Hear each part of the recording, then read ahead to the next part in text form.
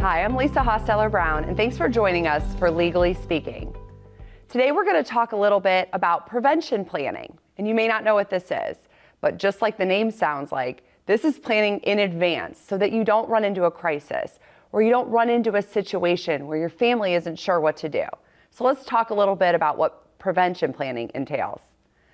Estate planning is a component of prevention planning. So of course you need to get your stuff in order. Of course you need a will and powers of attorney. You very likely need a trust document if you have real estate or other assets that would otherwise go through probate. But what's more important in prevention planning is making sure that your next of kin or your family or whoever it is that's going to support you in the event that you need support has all of the information that they need. So in prevention planning, we're looking at things like making sure that your assets are set up the way they need to be in the event that you get sick in the future. I know everybody's worried about dying, but there's a lot of stuff that happens if you get sick, and we need to make sure that you have that in order. We also need to make sure that you're making your wishes known to them.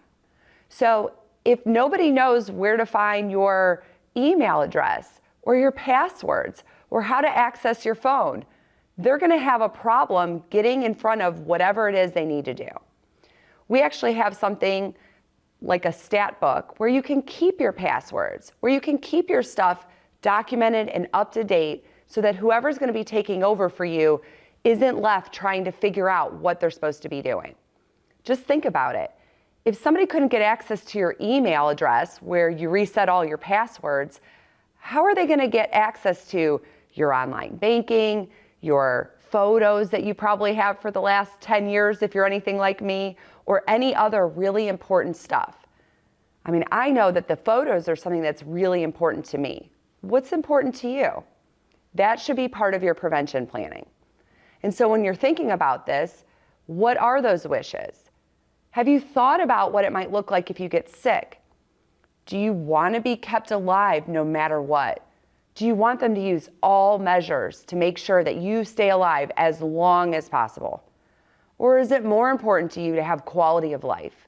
Is it more important for somebody to make a decision to say, you know, you're not probably going to get better from this. We don't want to keep you in this suffering state. Maybe you want a natural ending to your life.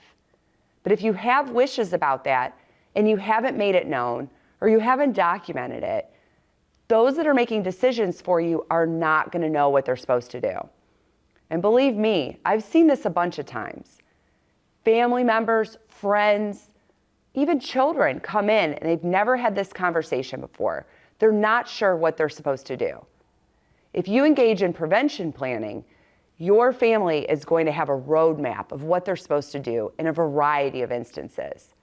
We can go so far as to say, if I get sick, here's where I'd want to go. I want to stay home as long as possible, or I want to go to a facility, and this is the facility that I'd want to go to. There's all different things that you can make decisions about for yourself and make those wishes known. It makes it easier on your loved ones, and it gives you peace of mind to know that they're going to be able to do exactly what you want them to do. It's easier all around. So prevention planning is an important part of estate planning, but it's something very different.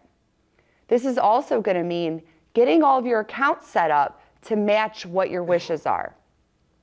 It's also going to mean that you're going to have all this stuff documented, that you've thought about it. I even have some clients that'll write their own obituary. Have you ever thought of that?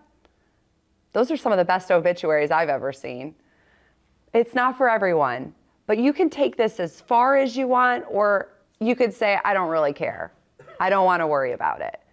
But either way, it's something that you can make the decision about and you can get planned ahead.